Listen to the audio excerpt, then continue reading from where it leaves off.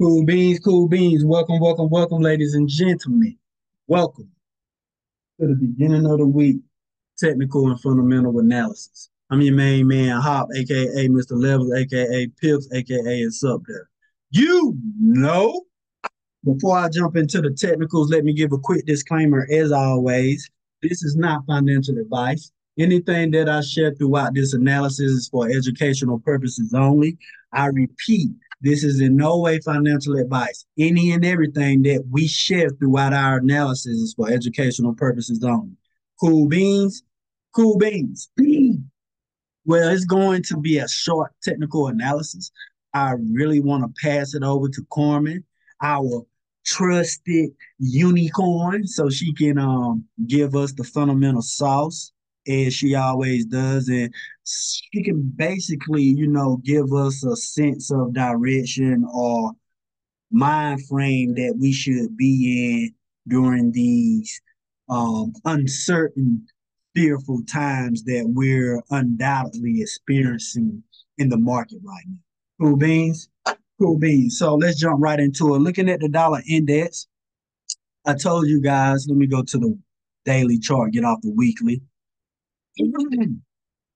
I told you guys last week that if we did not break and close back above consequent encroachment of this daily fair value gap, which we inverted, which became an inverted daily fair value gap. I told you on the class last week that if we did not get a break and close above consequent encroachment, right, of this fair value gap, that I expected us to fall down, sell off, right? Or fall down, price, drop down, push down, whatever you want to call it, into this daily fair value gap, right? Go back and watch the call. It's right there, clear as day. Um, and I told you guys that once we got into this area, we will see how price reacted to that area. So as you can see, price sliced right through that fair value gap, right? With today's price action, we sliced right through it and closed below it. This leads me to believe that the dollar will continue lower, right? And my attention is drawn to this area here, this area of imbalance that we see here, this daily fair value gap that we see here. That is my next point of interest for the dollar. Cool beans. Now, depending on how bearish we are, will determine whether we break back above this fair value gap here, or whether we show resistance at this fair value gap that we just sliced through and continue lower. Now, I would love for us to not be able to break back above this fair value gap. That would make my bias um that much more stronger to the downside, if that makes sense. But my bias for the dollar is to continue selling off, but I do anticipate a pullback. Like this was a aggressive sell off. This was an aggressive move down. So I anticipate price to um give us a pullback back up into some of this sell off that we experienced last week, right? So I will be waiting to see if price respects this fair value gap or break a close above it. It may take a day or two for us to see what price does with this fair value gap. That's all a part of trading. Like sometimes you might go 2 or 3 days without trading, waiting on a move. Sometimes it takes 2 or 3 days for a trade to set up and play out. That just comes along with the territory. But my bias for Dixie is to the downside, anticipating a pullback up into this imbalance before we continue lower. Cool beans, cool beans. So you should know what to expect out of currency. If I'm expecting the dollar to continue lower, that means I'm expecting currencies to continue higher. I told you guys last week that I wanted to see currencies push up towards premium PD array levels. And look at what Euro USD gave us today. Reach right up into premium PD array levels, right? That we've been wanting to see price reach up into, right? We wanted to see this swing high ran first, what we got today, then this swing high, this high, and then these levels right here ran as well. We seen that all with this one daily candle today, right? So I anticipate a pullback, maybe back down into these daily PD arrays, right? If I was trading Euro USD, these would be the only levels that I take buys off of. 62, 79, or either after we run the daily sell side liquidity. And if you notice, we have monthly PD array levels right below that daily sell side liquidity. So we could see NZD pull back down into those levels to continue higher. Regardless of what, um, I would not buy Euro US. Sorry, I wouldn't buy Euro USD unless I'm buying off of these levels. Anything else, you're chasing price and basically gambling. And I would not sell unless I'm selling off of these levels, right? So I wasn't trading Euro USD today, but if I was, I would have took a sale off of this 62 and it would have played out. Um, yeah, easy peasy, right? Same thing with the pound, right? I'm expecting pound to continue pushing higher from its current level, right? I love to see us just run higher since we've already seen that run higher out of Euro USD, right? The pound needs to catch up. So that's what I expect out of the pound, and that's what I expect out of NZD USD. I expect NZD USD to run higher, right? Up into these monthly PD array levels in this daily inverted fair value. Cool beans? Cool beans. And last but not least, looking at futures, I told you guys last week that if we broke and closed, um, if we broke and closed below this fair value gap that I expected us to run um this weekly buy side, weekly sell side liquidity, and possibly run the monthly sell side liquidity. We literally came um about 30 handles away from that monthly sell side liquidity for ES. So with that being said, I expect to see us continue to run higher. This was uh an aggressive sell off, right? So I would like to see us get back above this fair value gap before I do I ain't gonna say above that. Honestly, right now, guys, I'm gonna be on the sideline um until I see a few things that I'm looking for, right? I want to see if we stay below this swing low here, this low, right? Or if we break back above it aggressively and close above it, right? We break back above it aggressively and close above it. Um, then I will wait for price to pull back down into a discount level of the candle that breaks out to the upside before I take a buy, right? Um,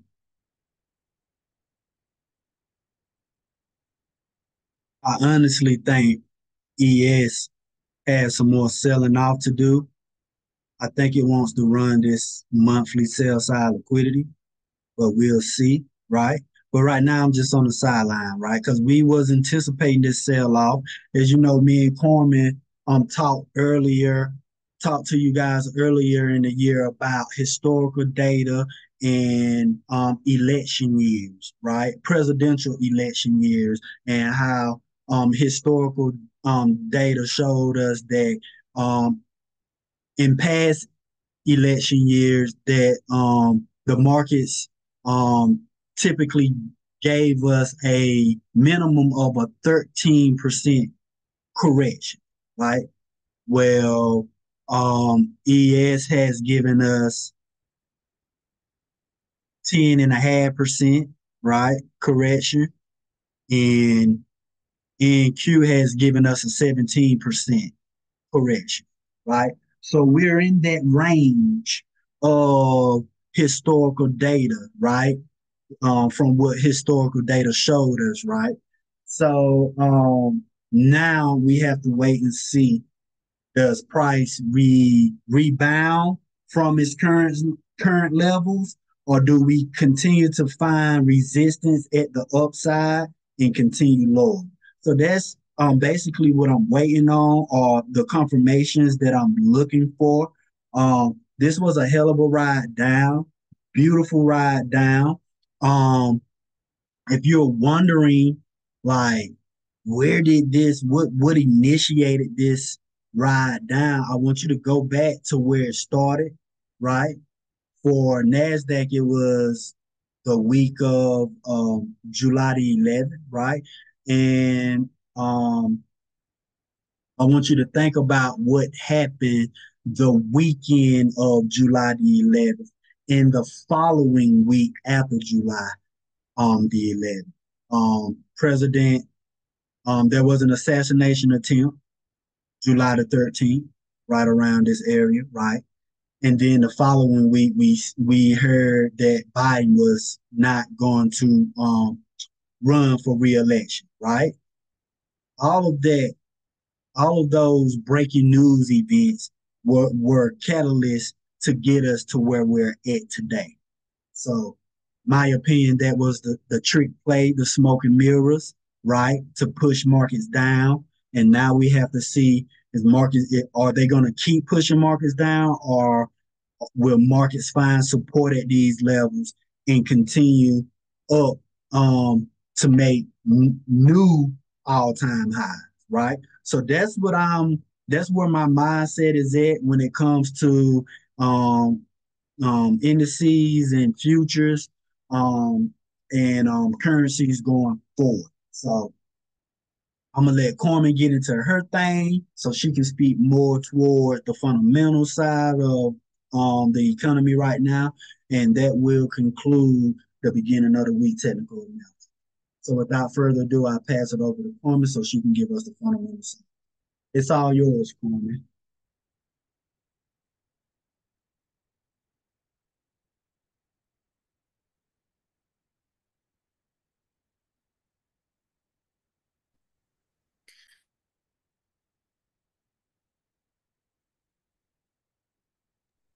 All right, so tonight I am going to um essentially describe what happened in the markets today.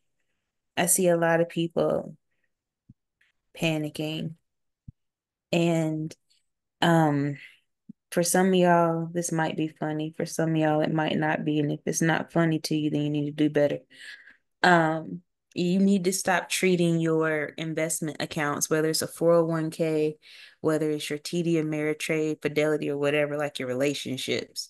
Because you got a good thing going, and then when it's gone, it's like, oh, I had that.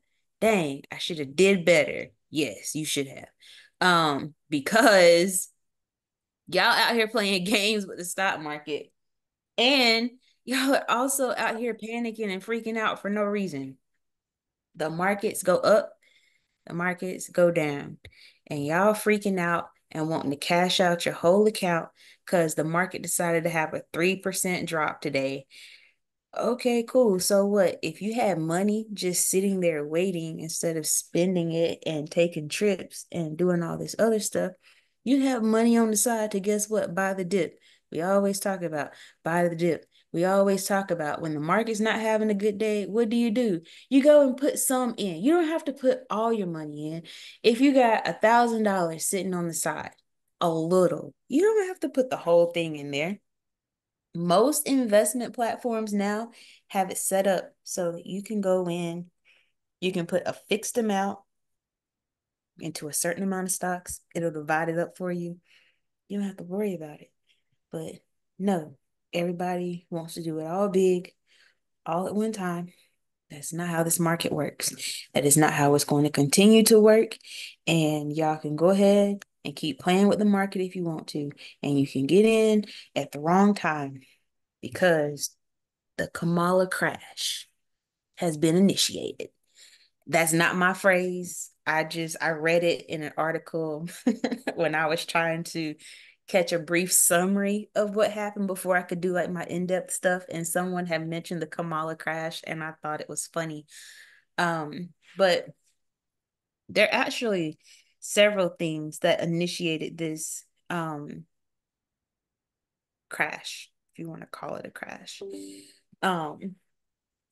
So first of all, one of the we had several things. So when we start talking about news items outside of the Forex Factory calendar, you can call them black swans, you can call them, just your headline news items, so on and so forth. Those news items come and go.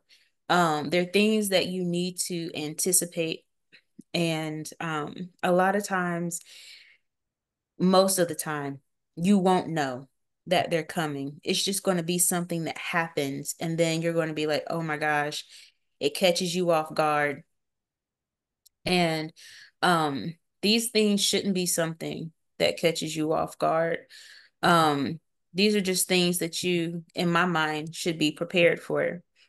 So here on Forex Factory calendar, I think I'm actually just going to show this screen for a second. Because this screen to me is going to actually show a pretty good example of what I'm getting ready to say. Markets go up, markets go down. And you just really need to be prepared. If you see the markets not having a good day, the best thing to do is just close the account and not look at it.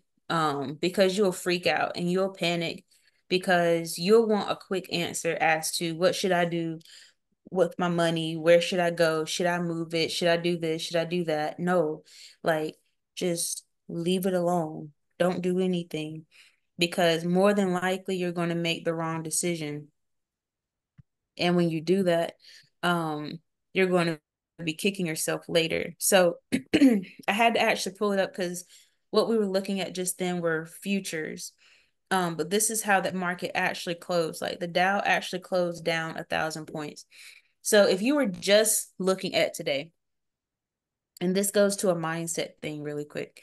If you were just looking at today, you would have been like, oh my gosh, the market's crashing, the market's going down. Oh my gosh, the market's down 1,000 points. What if this happens for 30 days? The market's going to zero. Like when you panic, your brain just starts saying and thinking all sorts of things.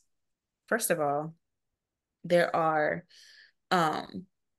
breakers, circuit breakers in the market, like plugged in, programmed in, to halt the market at a certain percentage of drop in the market for that day. It can run up as much as it wants to, but it can't drop as much as it wants to. So that's the first thing.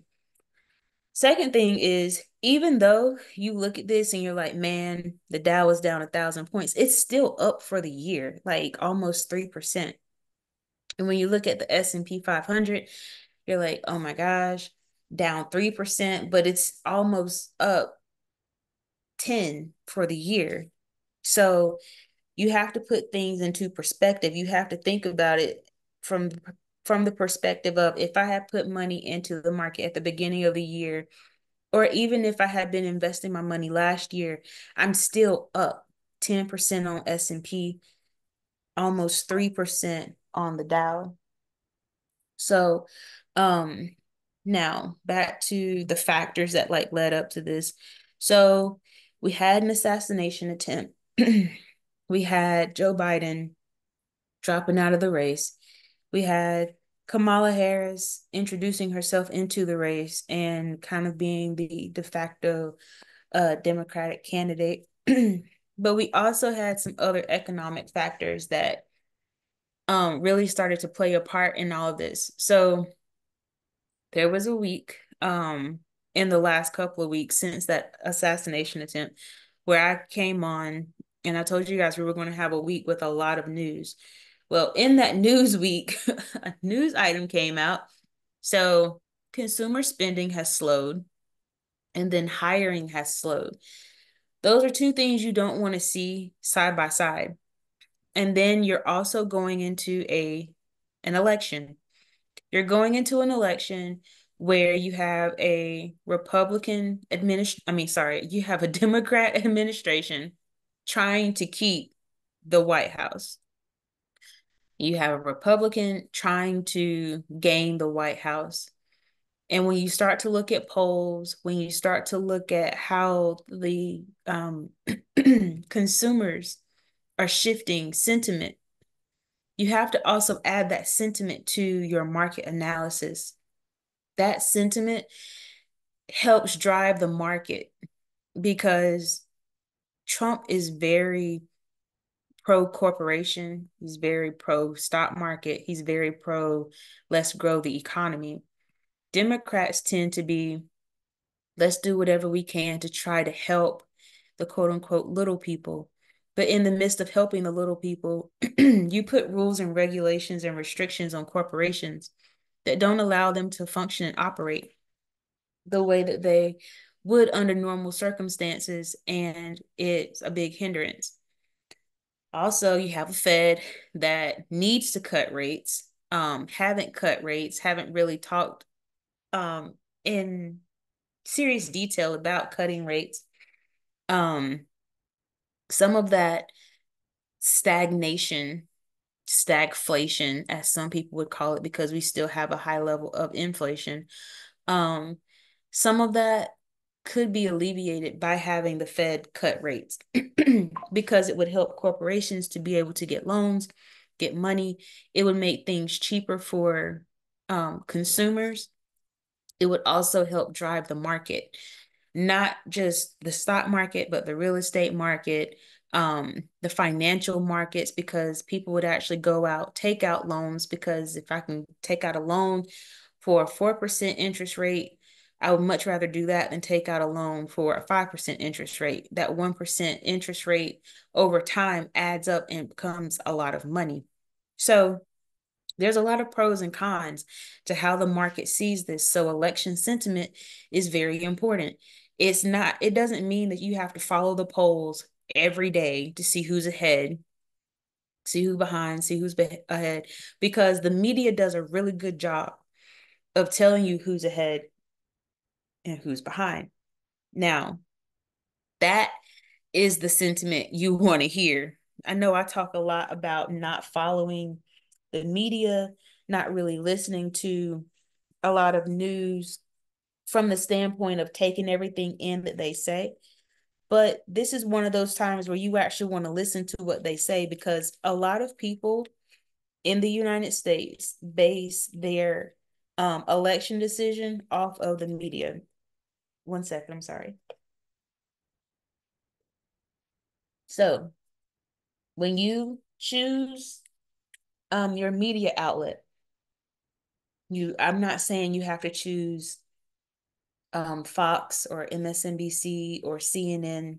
I'm just saying whenever you turn on the news, just listen. Everybody's going to use a different polling system. I don't really care necessarily about who is actually ahead, but I'm looking at spreads. I want to know how far apart they are in the polls, because Kamala could be ahead, but if she's only ahead by half a percentage point, that doesn't mean much. But let's say you go and you look at individual states, and like in California, if she's ahead by like 10 points, it's like, oh, okay. They're really leaning towards her opposed to Trump. So, um, again, during an election year, you just really have to change the way you think and change your style of analysis in the sense that you have to account for the sentiment of the polls in addition to your just regular um, emotional and market sentiment, um, and then your technical and your fundamental analysis in the markets. So the other thing about the markets today, and how they kind of function, um, it's not really going to reflect now because these markets are still moving and have always been moving. But if you look at most markets today, it doesn't matter. There was no safe place to go. So back to what I said earlier about panicking and trying to decide, oh, where do I move my money? Well, today, if you were a U30 trader, you couldn't go to NAS, you couldn't go to ES, you couldn't go to gold, you couldn't go to oil, you couldn't go to currencies. You could have, you would have just needed to know which way to go with currencies. You couldn't go to crypto. Why? All of those markets moved in the exact same direction today. And if you've been with me, you know what I'm getting ready to say about what happens when all markets move in the same direction and they're different markets. There's no reason why, there's no reason why the dollar, gold, oil, crypto, and the stock market all should be moving in the exact same direction on a market day. If they are, I don't know if this was one of those things I said that I was going to say for the last time, but I'm telling you now I'm saying it for the last time because um today proved to me that a lot of people just still don't listen or don't care. Um it's market manipulation. There's no like all your markets correlate and move in respective directions to each other for a reason. So if every last market is moving down, and when I say every last market, I mean like when you pull up your computer, when you pull out your phone and you're looking and you're scrolling on whatever app you use to monitor the market and everything is red, it's manipulation. You just need to stop. Again, stop, log out. Don't touch it. Just wait. Because the true culprit of why the markets are moving the way that they are is going to show itself. You just have to wait. And then when that part of the market shows itself, then you can either trade it in the direction that it's going, or you can trade the opposites of these. Just wait. It's okay. Right now, we are in that time of the year where the market just slows. We're in the summer. Market doesn't really do a whole lot during the summer. And when I say a whole lot, you guys probably want to say, well, it just moved a whole lot today. Didn't you see the chart? Yeah. But what I'm saying is, um, in terms of the economics of the market, the fundamentals of the market, there's just not a lot going on during the summer that's a driver. So everything that's happening during the summer in the markets to make it move is an outside influence. Yes, you do have a couple of those things that I mentioned, like consumer spending and hiring. But those are things that happened earlier in the year. Remember, those are numbers we're looking at after the fact. We're comparing it month over month. So we're not even truly looking at August. We're not even truly looking at July. So those are things you have to think about. Um, Going forward, we're in August. So we just started August, September, October. We have literally 3 months, almost 3 months to the day, maybe. But 3 months relatively close to the election. These next 3 months are not going to be easy. If you think that the market's going to throw you a bone between now and then, okay, cool, keep thinking that.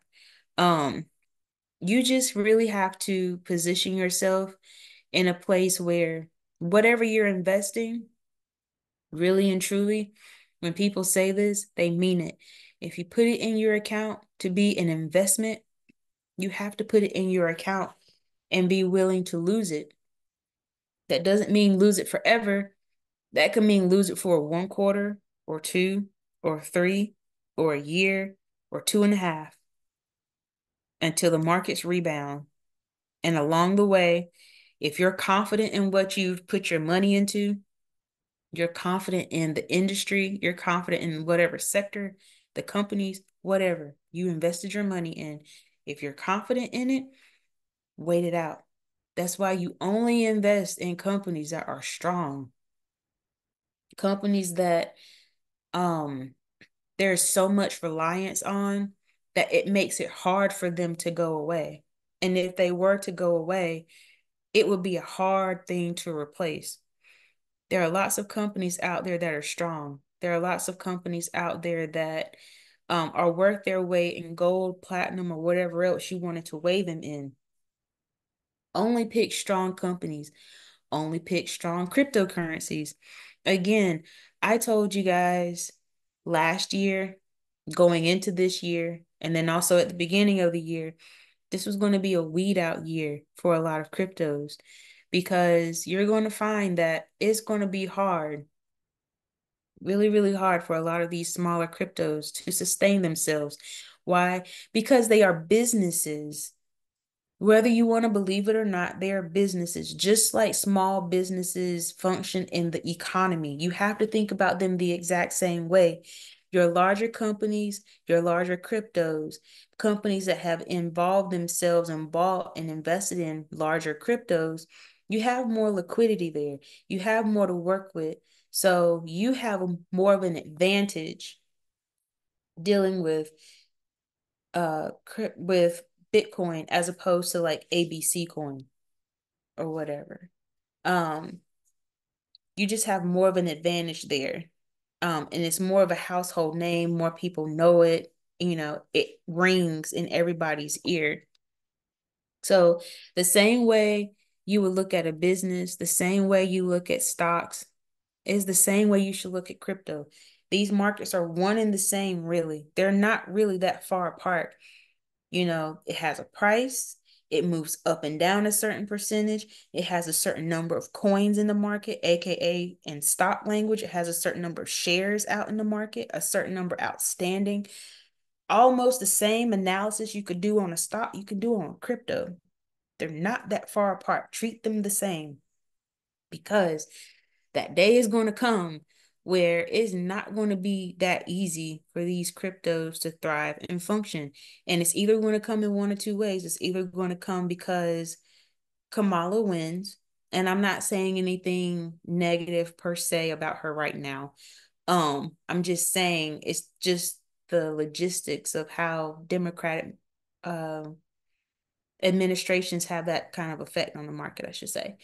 Or it's going to come through policy, and it's going to come through crypto policy where the government restricts, limits, cracks down on cryptos, how they're created, where they can be bought, sold, traded, exchanged, and really start putting caps on it because they're getting ready for more of that corporate move, the banking system move into cryptos, and they're trying to really put more regulations on the market so that it functions and so that people trust the market, so that people can get more into the market, so that that market can continue to grow alongside the current financial market until they're ready for more of a smooth transition.